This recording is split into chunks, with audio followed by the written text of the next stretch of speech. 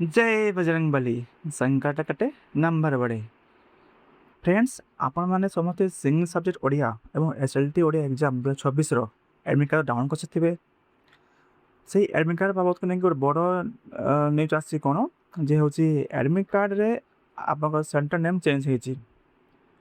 तो फ्रेंड्स आप देखी पारे गोटे हूँ एडमिट कार्ड जो हूँ कोई नोटिफिकेशन आसी for admit card centre change BSc Odisha द्वारा गोटे मेल आसी गत काली देखिपे से लिखाई कौन ना dear candidates your HMC centre has been change please re-download your HLT SS Odia on the portal website and check the updated center details carefully.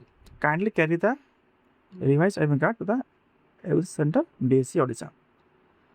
तो friends आपण मैंने जदि एडमिट कार्ड डाउनलोड कर सकते कि कहना जाकि आउ थे BSc Odisha वेबसाइट डाउनलोड कर जोटा कि मु तले लिंक दे दूँ कमेंट बॉक्स पाइबे एवं मु गोटे वीडियो बनी ओडिया व्याकरण उपरे ग्रामर उपरे जोटा कि 20 मार्क्स पाखापाखि आसो आमर ये परीक्षा रे से वीडियो को जाके देखु एवं टे ग्रामर को देखु एवं पीडीएफ फाइल आपन मोर टेलीग्राम चैनल में पाई जाई पारिबे।